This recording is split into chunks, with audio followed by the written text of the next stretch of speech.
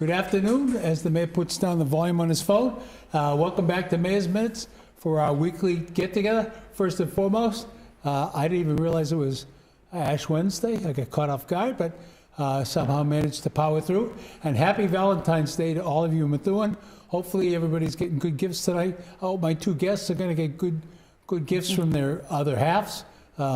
Be fitting of the holiday, right? You get your red on, so you got me. I got a little bit of red here and in my socks, but that's about it, right? So, and good job. So my guest, we'll go to the slides first. Sorry, before I introduce my guest. So, if you go to the slides, yeah. Just a reminder, we've changed our medium from Facebook to YouTube. Sometimes I look at the slide and I wonder, are we just presenting it to ourselves? Because if people don't know, they probably look at Facebook or not look at YouTube. But just a reminder, you can submit live questions, and the mayor does have that right by the side here. The same rules apply to the questions submitted as always apply. If there's any softballs, the mayor handles them. If there's any tough questions, that's why I have you guys on the show, right? So I'm only kidding. Next slide, please. So in our continuing to meet your Methuen City Council members, I'm pleased to introduce two members of the board, the council, City Council Vice Chair Neily Soto. Now, first of all, do I pronounce that right or am I wrong? Yes, it's right. All right. As I heard some talk about, how do you, Neily Soto, and then West District Councilor Patricia Valley. So thank you both from the bottom of my heart for coming on. Thank you for having me. Last week we had the council chair, Joel Ferretra and Ali Safi. And the week before we had Nick DeZoglio and Ron Marsan. So you're not the last, you're not the first, but we get a whole bunch of questions, and most of them are softballs, just to be honest with you, right? So we're not looking, this is not the forum for let's stump a counselor, right? So that's not what the mayor is all about, right? But we do want, the public at large to kind of know your thoughts, and I want to, just go on record as saying, outside of being a big fan of those boots. Oh, thank you. They're J-Lo's. They are what? Jennifer Lopez. Okay. All right. Well, that makes sense. You two and I thought we had what I would consider an impactful meeting this afternoon, right? And so our first sit-down and discussion of the housing subcommittee, and I think it was a terrific discussion. So I appreciate you both participating in that. So let me give you a couple minutes, and we'll start with you, Patricia. Introduce yourself and anything you want to say to the audience at large. Just remember, you're going to get a lot of questions anyway, so don't go too far. Okay. So my name is Patricia Valley. I moved to USA 24 years ago, and I have been living in Methuen for 21 years now. I love the city. I don't see myself living in another city. So I raised two kids, my two children. They attended public school, and at the moment they are both attending college. Excellent. Yes. How about that college tuition? That's something, huh? No, that's paying out of pocket. They couldn't get any. I'm with you. So I tell this story all the time that I put 4 through. I had 4 kids. And when the youngest one finished, the week he finished his bachelor's, the next week I'm looking at my checking account and going, something's not right, right? There's more money here than should be here. It took me, tuition's finished, right? Yeah, so good for you. You have 2 children, boy, girl, huh? A boy and a girl. Boy and a girl. Yeah, 20, Okay. 22 and 20. Wow, excellent. Yeah. And Neily, how about you? So Neily Soto, I am your East End District City Councilor. I was born in Methuen. I live here in the East End. I have 4 children, and I'm just excited that I'm able to serve along your side and Patricia's. So thank you for having me. Well, and I think, so, and I said this to you, and I want to make sure people understand, it's important in a city like Methuen, with the changing demographics, that all of the city be representative of the population, right? So that people can see themselves in roles. And one of the things, we've discussed, I know, is we've got to get more people out to vote, right? And so we're all, I think the entire city council, myself, we're all geared up towards what are the kind of things we can do. And we discussed a couple of things this afternoon, like the neighborhood get-togethers. I won't call them get-togethers, the neighborhood meetings, right? To kind of reinforce that and get people more interested in serving, right? More community engagement. Absolutely. So kudos to both of you for your desire to serve, because, it comes with some baggage. You get this stray shot now and then, and that's unfortunate. But okay, so I've got a couple questions that we put together. They're by no means all inclusive, and some of them might be a little meddlesome, but I'll ask them. So I'm going to start with this one. Why did you run for city council? So we'll start with you, Neily, because we started with Patricia on the last one. So I'll be honest, it wasn't in my action board, like I call it. It wasn't in my future plans, but Eunice Sigler, previous chair and councilor, was the one that tapped me on the shoulder and said, I think you should run. Part of that was because I established a relationship with her as a business owner in Methuen, and really appreciated the advocacy she had behind a lot of the issues I was looking forward to someone to speak on. And so that's how it was born. It wasn't like she said run and I said yes. I actually had to ask my family, because as you know, this takes away from other, those that you love and other responsibilities. So once they said, yeah, we have your back, I said, why not then? Good. That's Good. all I needed. Well, we're fortunate to have you. Patricia, yours? In my case was Neily. After she pulled papers, she told me, why don't you run on West? Why don't you do the same? So together we can work for a community betterment. We have kind of like the same ideas and the same push. And that's how I decided to run. And also, like I said, I have been living in Methuen for over 20 years. I have seen the growth and the challenges of the city. And because there is so much that I can ask for, I decided myself to run and propel the change. Now, I know it's early for both of you, but do you plan on seeking re-election? I don't know. I'll be honest with you, Mayor. I don't know. I don't know. The first 2 months for me were like, you come from the private sector and things are so much quicker. And I made a comment to Patricia and I said, I don't know, man. I don't know if this is I don't know. But I'll be honest with you, with meetings like the one we had today, in my passion areas, which is, I want to call it home, not housing, because that means a lot of different things to many different people. I think if I can see these projects move forward, maybe it ignites me to do that. But I can tell you that also depends on what I hear from our constituents. I was going to say the same thing, because as you know, I run an opponent. So I don't know it's going to be the same thing in the next. So it's always nice to run unopposed, though, isn't it? So, and I respect what you said. So, and I'll be honest with you. You made me laugh. You made me smile, because my first 2 years in office, I would frequently say that things move much faster in private industry, and that still takes some getting used to, right? And that's whether it's the procurement process or something like that itself, or it's just a lot more straightforward. You never in the private sector, even with a big company, you don't go off a bid for something and then you look at the price and the technical together. You can't do that by state law, right? You have to look at the responses from a technical perspective, and you say, okay, this is the best one, and then you're supposed to open the prices, and then can you negotiate with the person? Yes, but it's a little more difficult. Whereas in the private sector, you open both of them, you look at all of it, and you say, okay, I like what you've got, right, on your proposal, but I like his price better, right? So how can we kind of come to grips with this? So it takes some getting used to, and there is a relative inertia.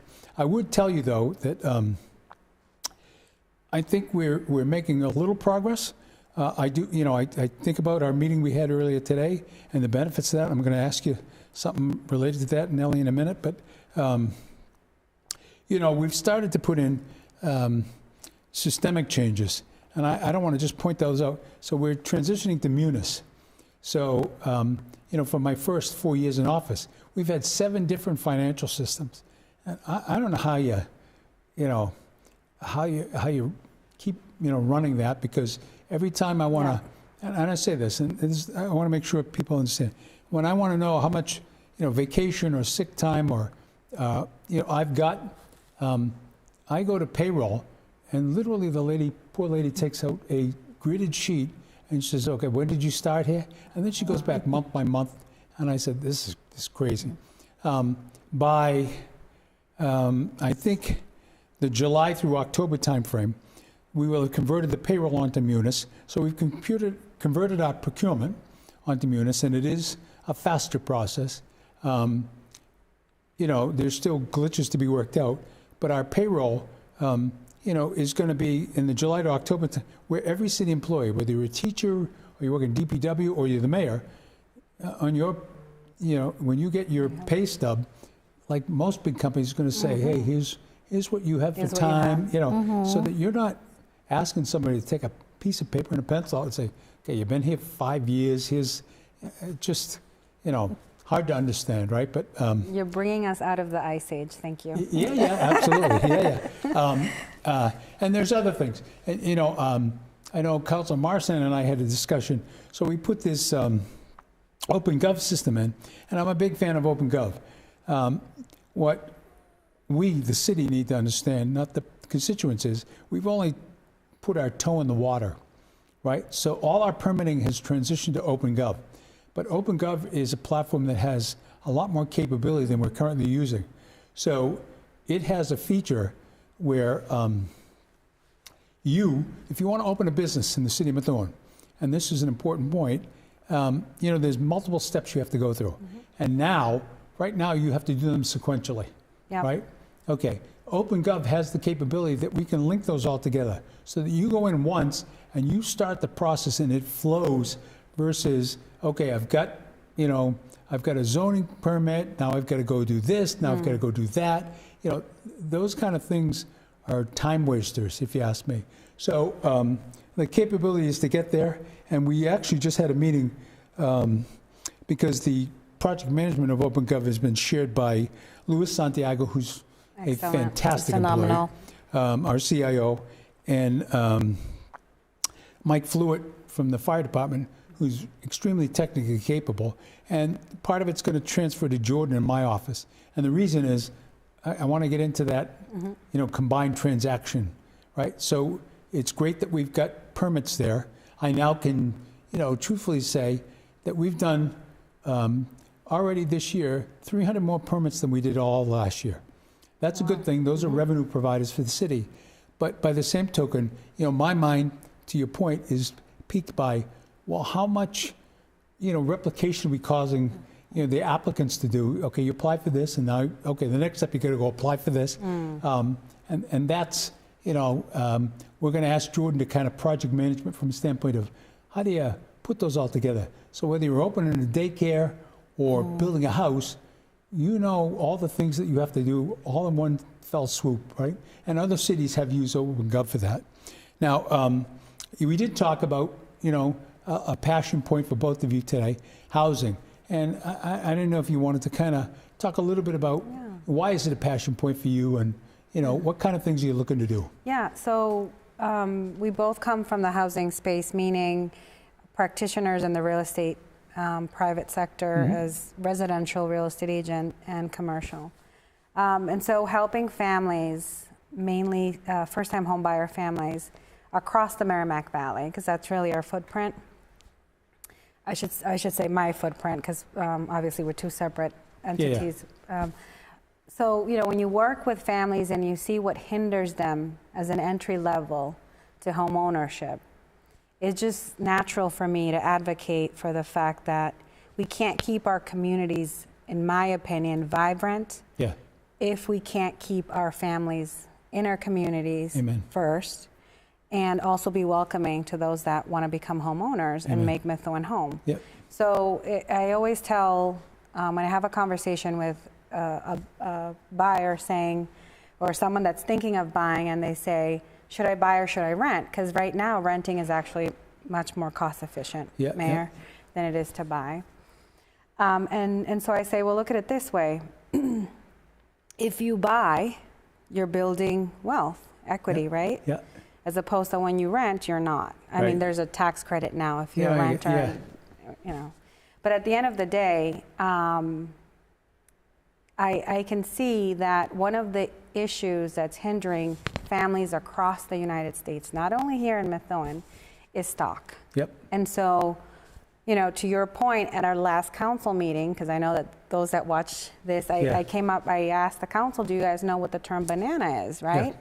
And that was just to point out that there are communities that don't want more stock.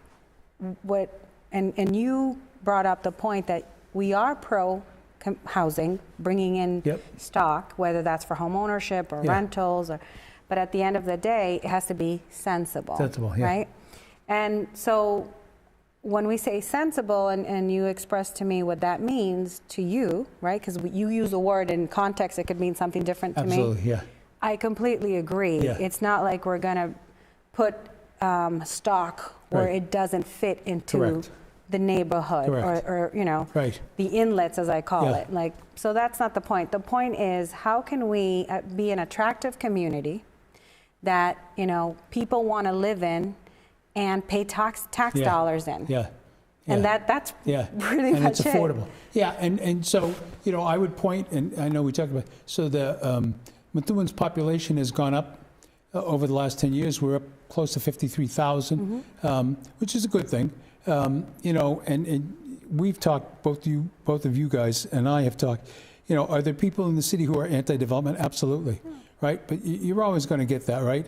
And so when we talk about sensible development, you know, the example we used is, you know, if somebody was put a development on Cross Street, you know, we're already aware of the traffic situation on Pelham / Cross / whatever you want to put there, right? So it's a difficult intersection now.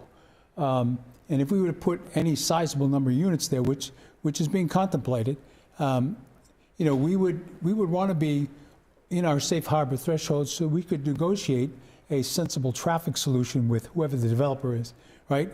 And that's the example. And by the way, when I finished our meeting today, Jack called me and said, "Oh, Mayor, the articles on the Beacon," and the guy, he ignored everything I said other than, "That's not temporary, my man," right? So the article talks about why Methuen wants to use the Days Inn as part of their safe harbor cash, and you know the state disagrees, and they're entitled to disagree, but they entirely missed the point that, you know, we've got other developments coming online that are going to put us within the safe harbor threshold. And the article is really geared towards the Murphy's Farm development, which is, you know, other than a potential 2 units, all in Drake. And as I said to you guys, I want to make sure the Methuen residents, my issue there, and I hope Stuart Malice is watching, a constituent of yours, is we have safety issues there now, right? It is not safe. In my view, and I've driven it, I've walked it, I've been to DOT about it, and we've talked about, you know, the heavy trucks going up the Wheeler Street area by the Regency, and it's not safe. And yet we've got a developer working in a neighboring community, and he's going to add somewhere close to 300 to 400 units, and the only egress from that is out onto Wheeler Street. So to me, that's not going to make, you know, to me, that's the kind of thing we would want to negotiate and say, okay, you know, there has to be a more sensible solution here. You have to have multiple egresses and they have to go different directions, right? Anyways, but it was disappointing to find out that the guy paid no attention to everything I said other than that's not temporary, my man, right? So go ahead. Yeah, so I'm learning to, is the word thread lightly? I guess what we say could be used for us or against us. Depends what, you know, what the public, you know, gets rowdy about and wants to hear. Because, you know, they have to get these articles out there and sell. So I get that. But one of the things that I think would help with our constituency and those watching is that when you say our safe harbor, the general constituent, like your typical, like my mom doesn't know what that means. So my mom we got to explain ourselves. So for me, when I was brought up the article about the Days Inn, which I spoke with Jack about, I said, "Oh, really? Why would they be doing?" So But after we spoke and you explained to me, this is why we want to be able to be in control of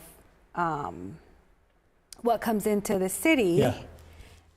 So that we have a say. Yeah, because otherwise we don't have a say. It's just to have a say, right? Exactly. So Yeah. it's kind of like we Yeah. want to have a seat at the table to what's going to come into our town. Perfectly stated. That makes complete Yeah. sense to me. Yeah, we do. We want a seat. Yeah. That's really all we want is a Yeah. seat at the table, so that we don't end up with a situation. Because I mean, go back to the cross street example. If that was to happen, and we were not have any say in traffic improvements, traffic etc. pattern. Immediately, you would hear from your constituents say, "What the hell are you guys doing? You can't get out there now, Yeah. right?" So, True. it's funny you say that because we just got a question, and I'd like Neily to explain what the comment in the Eagle Tribune was when she made a reference to Methuen and the term banana. So, Okay. yeah, So that came up when I guess Mr. Jack Wilson, our Community and Economic Development Director, yeah, spoke to a reporter, Yeah. and it was published in the Eagle Tribune Correct. about the days in. Correct. Basically, using the days in, and correct me for the terminology of correct. to meet our affordable Yeah. housing threshold, which is 40B. Yeah. Correct. So when I was called on that, and I was sent the article by a constituent, it kind of puts that into perspective of Methuen doesn't want anything Correct. built. We're a community that doesn't want anything affordable. We're keeping people out of our neighborhoods. That's Yeah. not true. After, of course, because from that angle, that's the way I saw it. So Yeah. I showed up at the council meeting and I said, to my fellow colleagues and to you, Mayor, do you Yeah. guys know what the term banana is? And this Yeah. is what it is. And again, I didn't bring my acronym, but it's build anything near anywhere. It's basically Yeah. don't build anything near anywhere. Right. And I can send it over to No, that's fine. to have Yeah. the correct. Yeah. But that's the concept Yeah. of it. Yeah. Are we a community that doesn't want Yeah. any type of development? And Yeah. you in that meeting said, no, we're not a banana. Right. We're not. Yeah. I build may be anything." bananas, but I'm not a banana. Yeah, sure. So that's what that is. And that conversation came about the MBTA communities that we are mandated Yeah. to basically approve. It's going to become the law, right? It's the law. Yeah. So whether I like it or not, Right. or whether Patricia, and just so our constituents know, Patricia and I are not on the same angle on a lot of Yeah. stuff. Yeah. She opposes me a lot on stuff. Yeah. I'm probably a bit more flexible than she is, Yeah. in Yeah. all honesty, Yeah. because I feel that it's a human right to Yeah. have a dignified place to live. I couldn't agree with you more. To me, that's just it. Yeah. So because that's the way I think, I see potential and possibility everywhere. Yeah.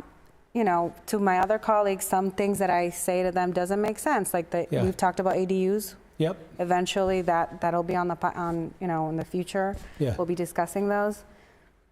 Some believe that ADU is not something we need in Right. Methuen. But let me remind Yeah. Methuen Yeah. that 80% of the homes I've sold in Methuen Yeah. from Italian families Yeah. were beautiful, lower level, Yeah. finished. Like Yeah. they had their kitchen, they had Yeah. some bedrooms there, Yeah. they had and so that would be legalizing Yeah. those Amen. spaces. Yeah. So when My childhood, we used to call those summer kitchens downstairs, right? Yeah.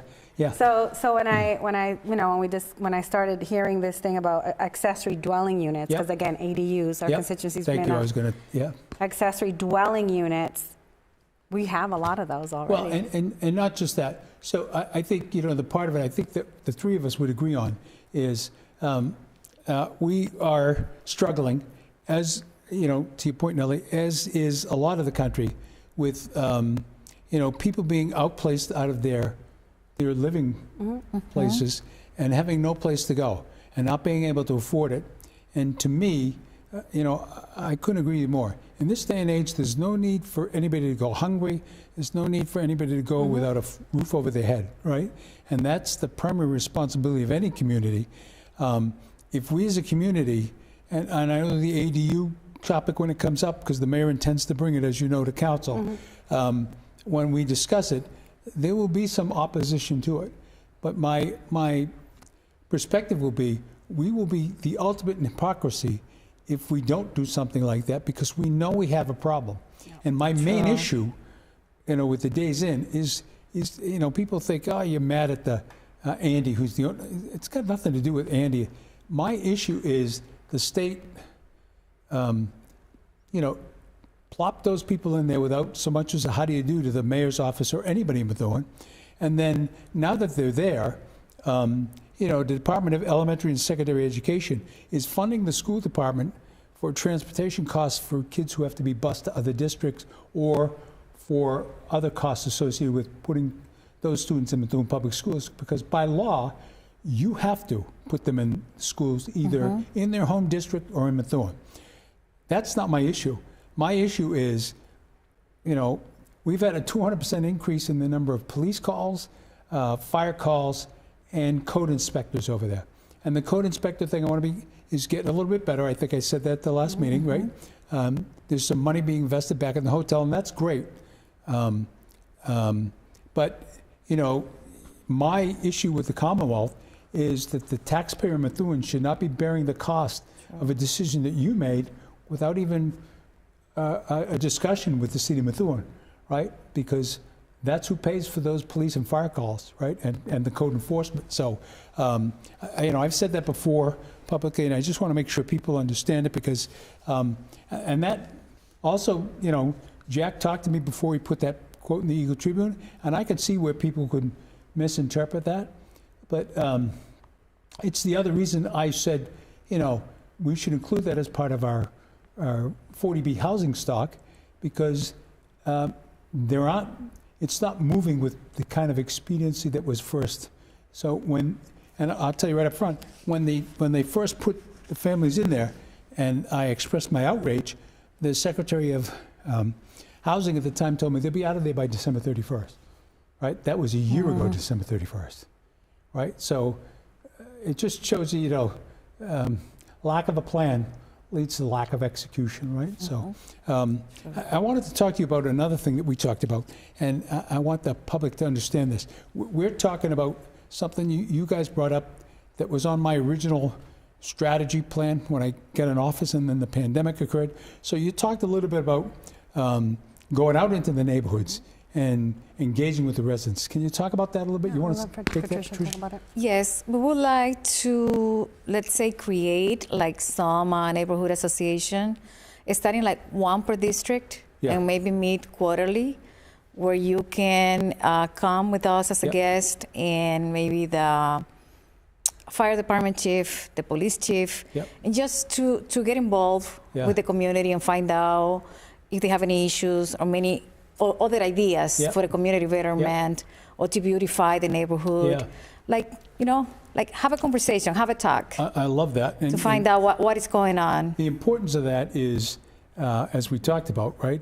What's an issue in the West is not necessarily what's an issue in the East. True. What's an issue in the East is not necessarily an issue in the Central. So, listening sessions, or whatever you call them, they're an integral component, and one that we planned on doing. And then, a month and a half after I took office, we had the pandemic, and everything kind of shifted. We learned how to use Zoom. I still love that commercial on TV where, I don't know if you've seen it, where there's a young lady, and she's talking to her future self, and the future self says, invest in Zoom, right? And she says, Zoom? What the hell is that? Why would I invest in that? And the future self says, believe me, it will pay dividends, and that amuses me, because, remote work was an impossibility in municipal government before, and that's not unique to Methuen, before that, right? And, some of the state positions, they some of them are still doing the remote thing, which is great, if you can get the work done. So, I think it's important for the constituents to understand we're going to be talking, the three of us, with the police chief and the fire chief, although, maybe we don't bring them in the beginning, because we bring those two, and nobody wants to talk to us. They all want to talk to them. We're going to set up some dates to come out to specific neighborhoods and talk about specific issues, listening sessions. So you should pay attention for that. Hopefully we'll do it when it's a little warmer than today. So Yeah, and we're looking for volunteers We are. because we're not running, it's not our neighborhood association, Right. it's your neighborhood association. So some community leaders Yeah. in the district that could work, and again, not promising anything yet, No, but no. looking at some grant dollars potentially to get things started off. yeah. So. Okay, so, here's a question on here that was probably on here for Joel and Ally because they've been on city council for For a while. 4+ years, yeah. What's been your favorite part of becoming a city councilor? Let's start with you, Nellie. For me, I think it's the ability to get a response quicker. Yeah. I'm not gonna lie. No, yeah. Get a response quicker when I'm trying to help my constituent. Yeah. I mean, I think if I was just a neighbor advocating for a neighbor, Yeah, there are some hoops that you have to jump. Yeah. Now I have my constituents calling me. yeah, I just had one about a sign, the chief, DPW, it was all done in 24 Yeah. hours. That was beautiful. Booth Road. Yeah. I Booth got the Road. same, constituents reaching out Yeah, to me so too. you yeah. guys did a great job. I think I had not experienced that before, so again, it's Yeah, twofold because as Yeah. a counselor, Yeah. you see that the work was being done. It's Yeah. just not blasted on Yeah. social media. right. So And since I want to make, that was not in any way, shape, or form directed at the business that started there, right? That we wish that business nothing but the best of luck.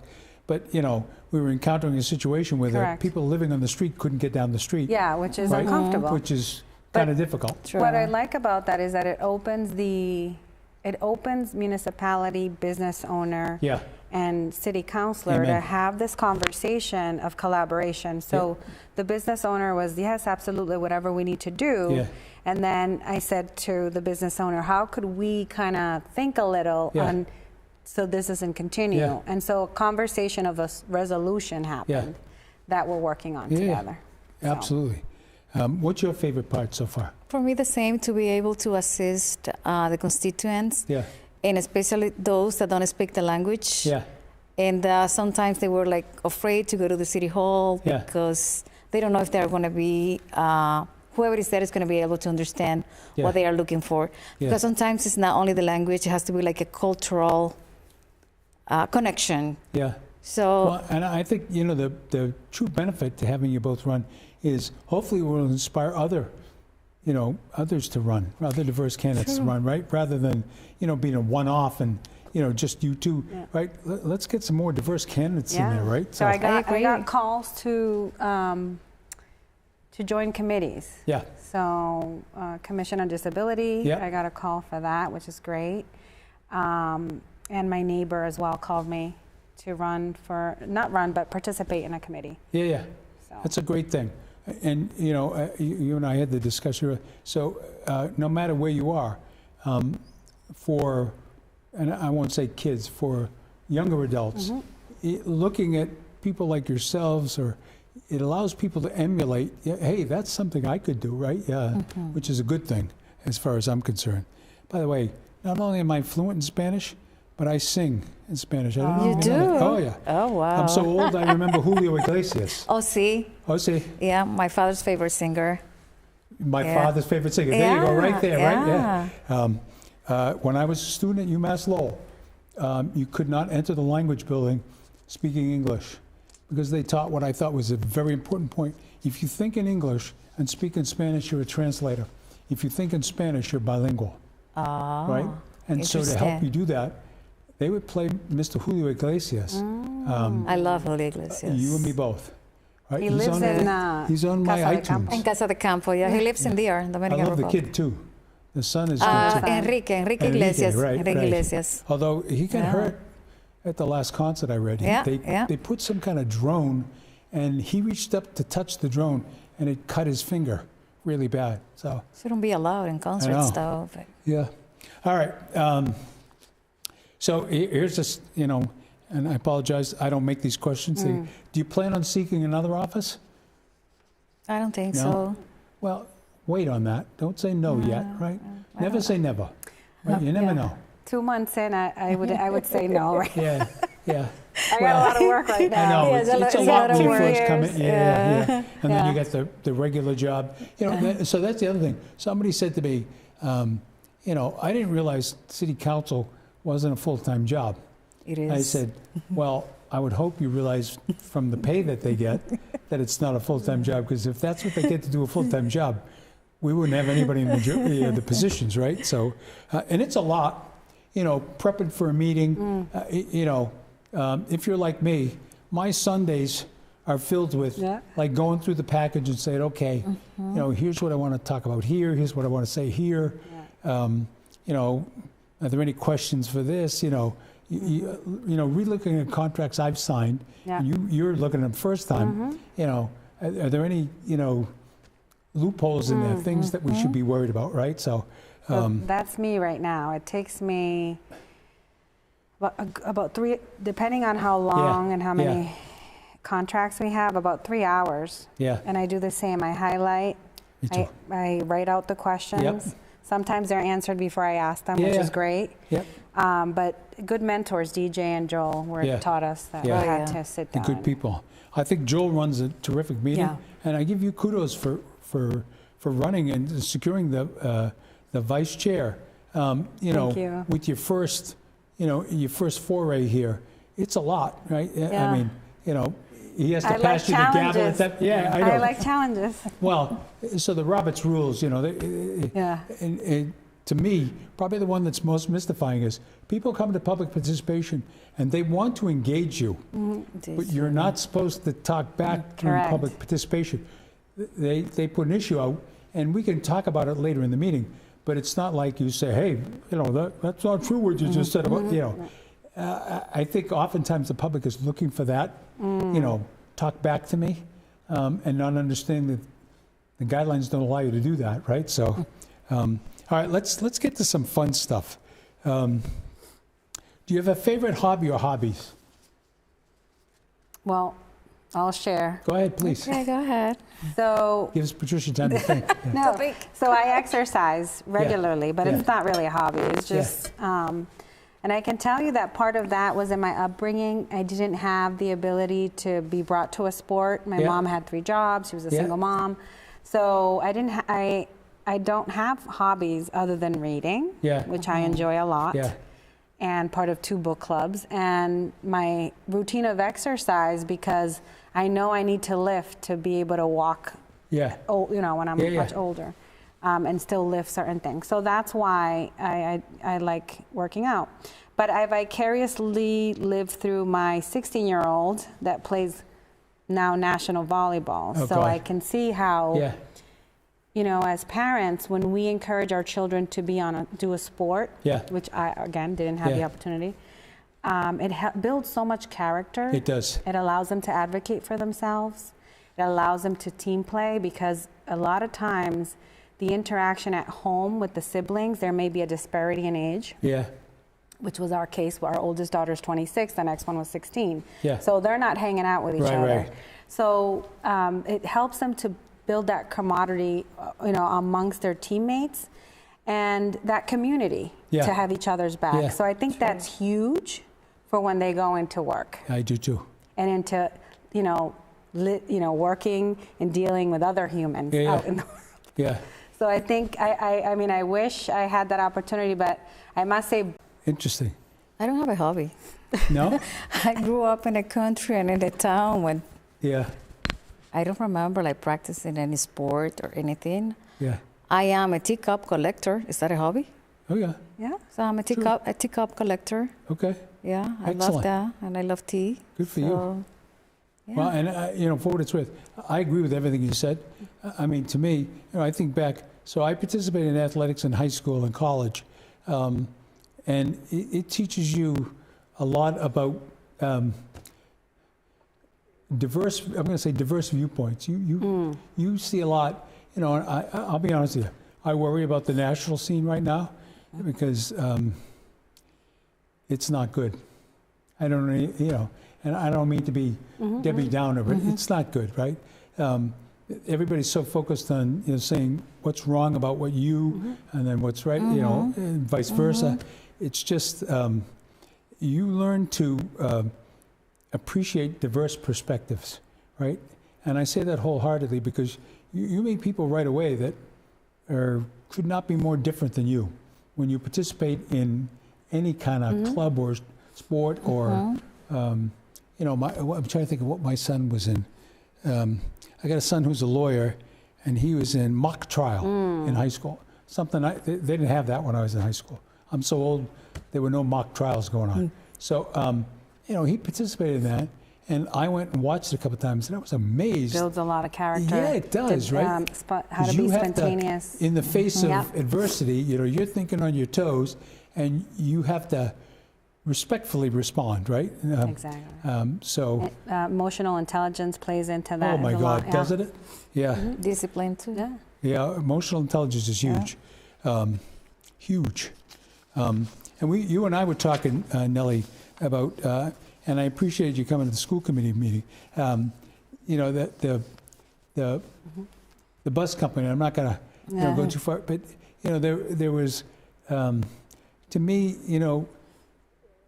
not all the questions were being answered, right? They were kind of being, I want to say, parlayed, right?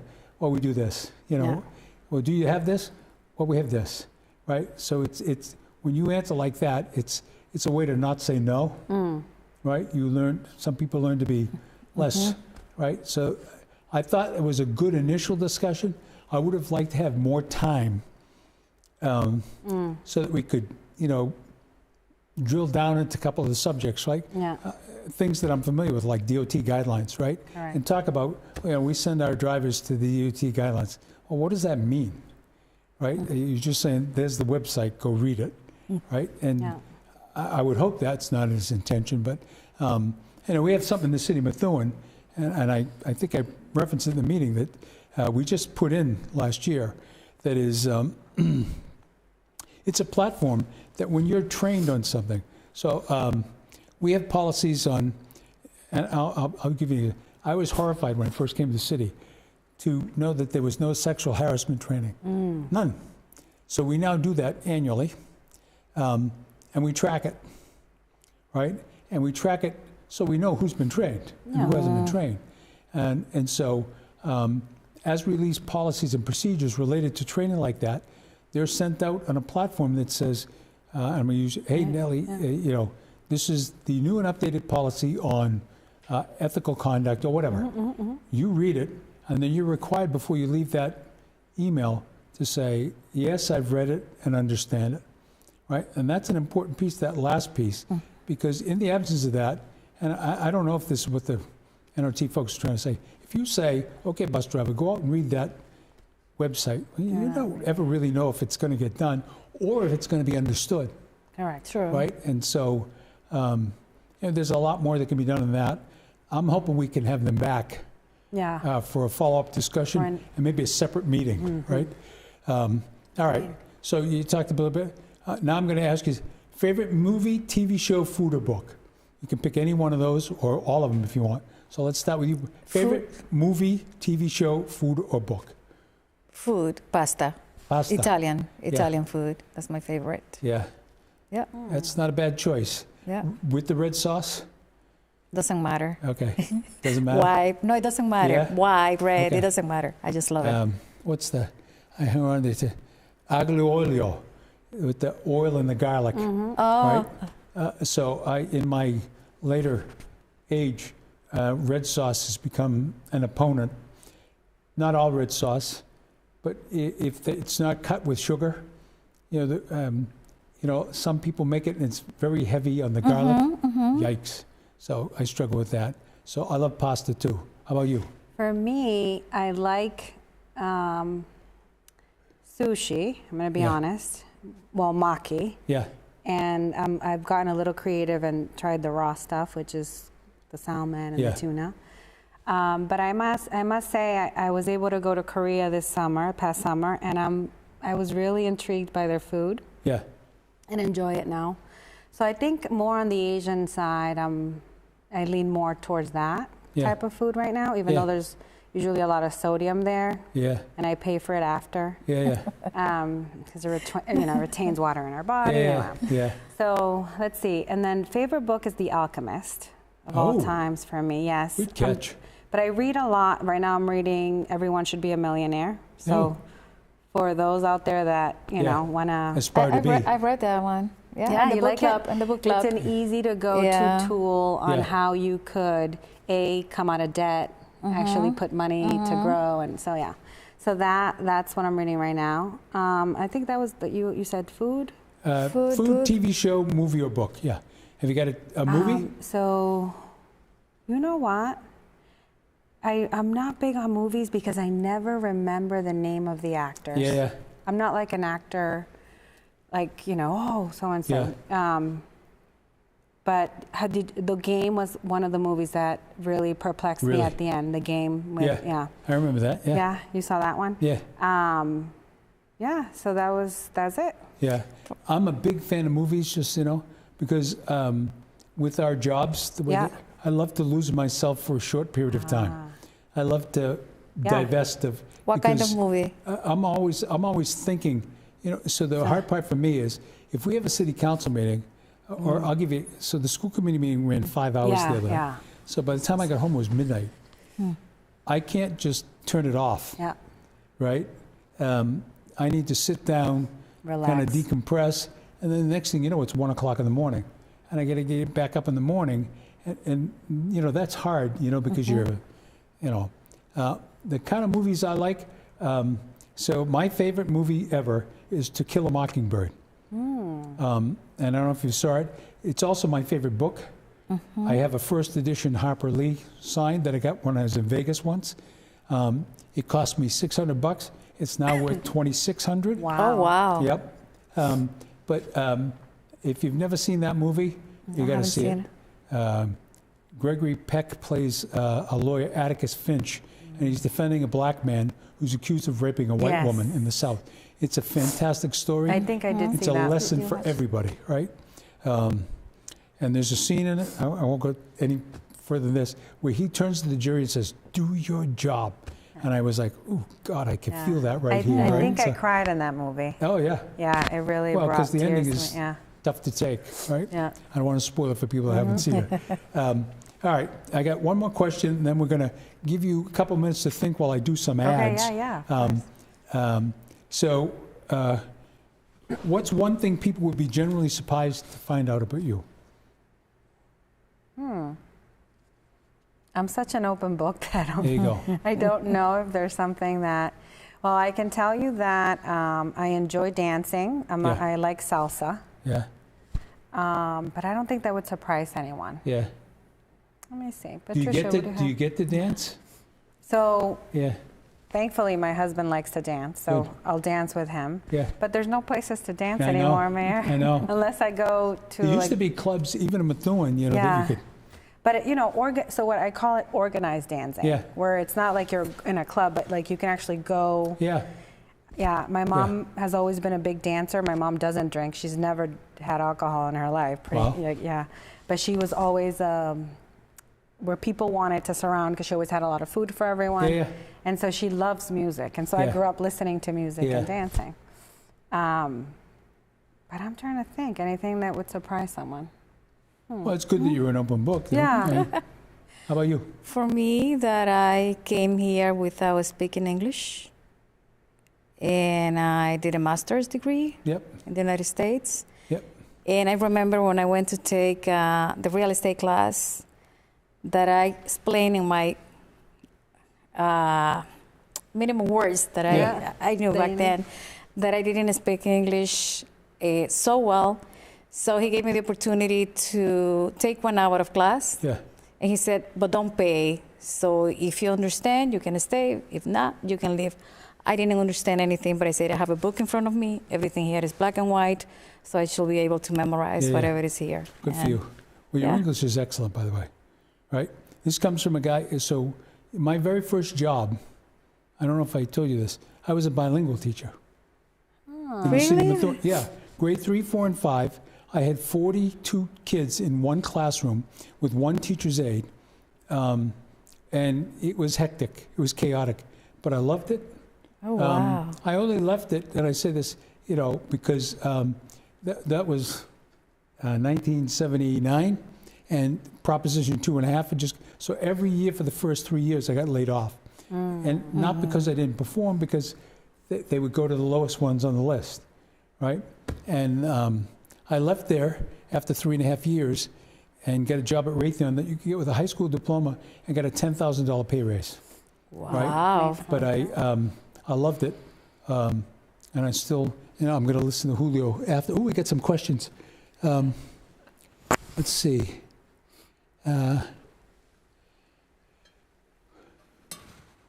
Some of these are statements. Uh-oh. I hope they're Maybe nice. there should be a Facebook City of Methuen post by district available so that residents can list some issues before the city executives visit the city district. So it's not a bad suggestion. So what you said is add to the website a place where when we're going to go do these neighborhood things, that there's a spot where you can kind of say, hey, I'd like to hear from, Councilor Soto about this, or from the mayor about this, or from the police chief about that. Okay. That's not a bad idea. That's very Not a bad smart. idea. Yeah. It might be nice to have more cultural events. I agree. City of Lawrence has a lot of Spanish cultural events. Yep. I'm looking forward to warmer weather. Me too. I wish it was summer again. I enjoy the 4th of July City of Methuen event, the weekend after the 4th of July. So that, that is a lesson learned out of necessity. So 2 years ago, we could not get the fireworks companies because so many people left the fireworks business after the pandemic. That you really had to schedule like 2 years in advance. And so we were a year ahead and could only get them for July 8th. And some people went on social media, how can it be the 4th of July when you're doing it July 8th? We found it was an unbelievable event because everybody came Yeah, 'cause from most people surrounding go- communities, right? Because they've all done their, Yeah. right? So I don't think we'll ever, at least not while I'm there, I don't think we'll go back to 4th. Right, we're doing, it's the 8th again this coming year, I already know that. So Teresa, mark your calendar, because it'll be warm by then, hopefully, right? And I echo, I wish it was warm. All right, I'm going to give you two a minute to think about wrap statement, what you would like to say to the residents, right? Is there anything specific you want to impart to them? Because I got to do a couple of ads here. Yeah, go ahead. So you're going to see a couple of ads come up on the screen. So if we could go to the early voting. So I know I put this up 2 weeks in a row, but honestly, I can't say it enough. Get out and vote, please. The mayor is imploring you, get out and vote. And so here's the early voting information. So the last day to register for early voting is Saturday, February 24th, from 8 a.m. to 5 p.m. at City Hall, located at 41 Pleasant Street. So that means the city clerk's office will be open Saturday, February 24th, from 8 a.m. to 5 p.m. Go ahead in there, or any time before then, between 8 a.m. and 4:30, or 8 a.m. and noon on Fridays. The first day of early voting is that same Saturday, February 24th, from 9 a.m. to 3 p.m. at Methuen Police Station, located at 90 Hampshire Street, so in Sanborn Hall. So you could register at City Hall at 8 o'clock and make your way over to 90 Hampshire Street and do early voting. I will never again do early voting since the last time the candidate I voted for dropped out of the race before Super Tuesday. I was like completely disenfranchised. I was like, what the heck happened here, right? Okay, so next slide, please. So this is the presidential primary early voting, and I apologize for how so it starts Saturday, February 24th, as we said, from 9 a.m. to 3 p.m., and it goes all the way through the week to Friday, March 1st, 8 a.m. to 4:30 p.m. So it doesn't stop at noon on that Friday, March 1st, right? You can call the city clerk's office, Ann Druin, 978-983-8515, right? City Hall typically closes at noon on Fridays, but early voting will take place until 4:30 p.m. all 5 days, right? So make sure you have this if you want to do early voting. The next slide, I believe, is on mail-in, and we're going to go through this. So these are coming out, and they're in both languages. So this is an example of one coming back to the city clerk. If you go to the next slide, I just want to show the important pieces that not only do you have to put your name and information and sign it on the left-hand side, but you need to tell the clerk on the top part of the right-hand side, which elections are you interested in mail-in voting for? Are they all 2024 elections, or is it just the state primary or the presidential primary? You get to pick.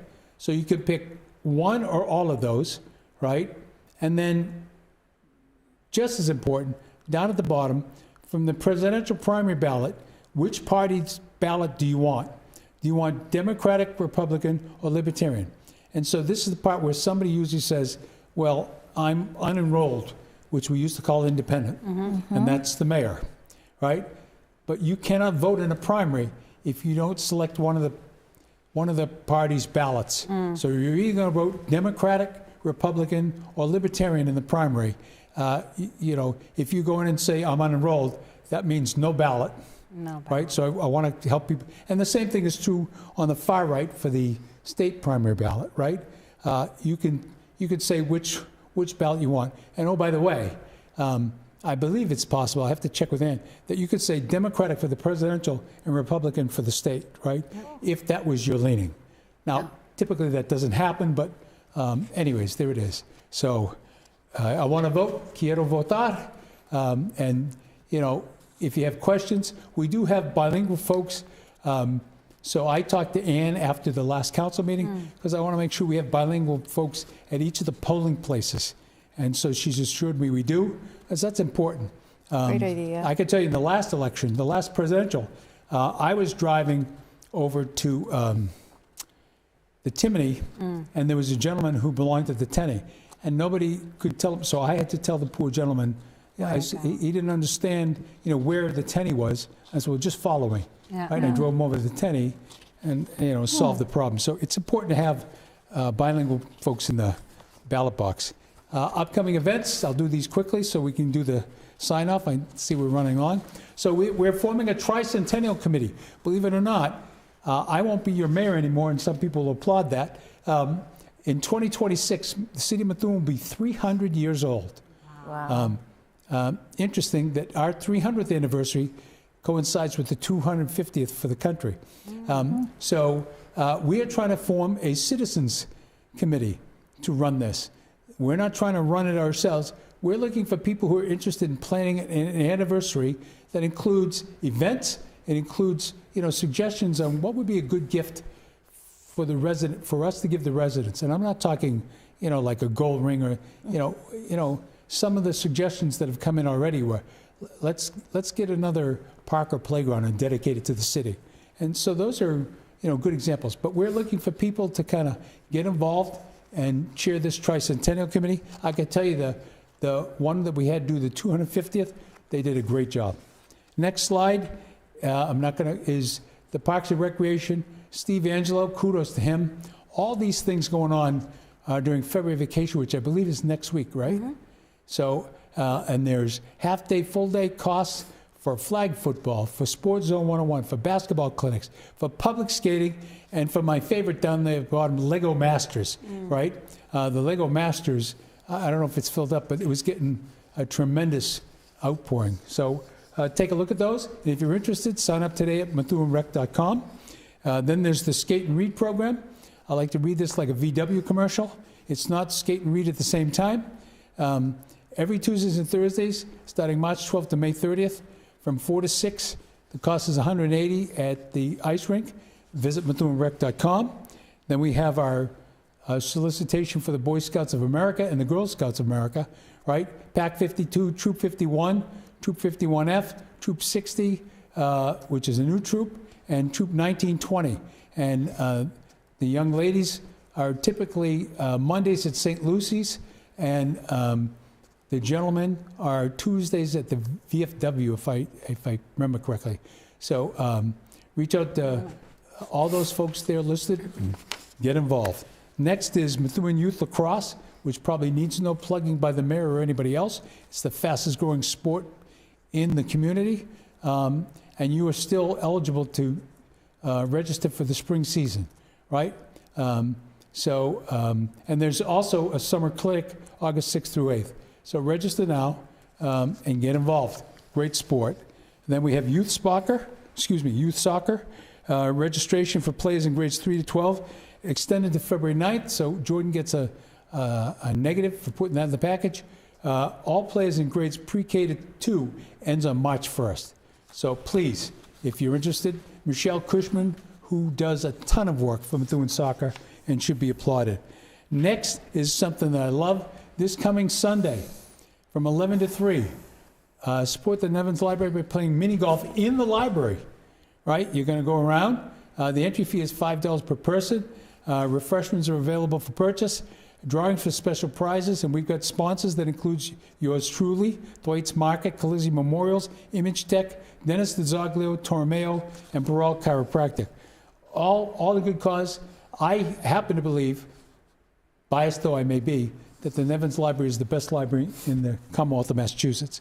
Methuen Youth Hockey 2024 tryouts are in March, the 18th and the 20th, and the 19th and the 21st. For the different groups there. Register today at myha.com.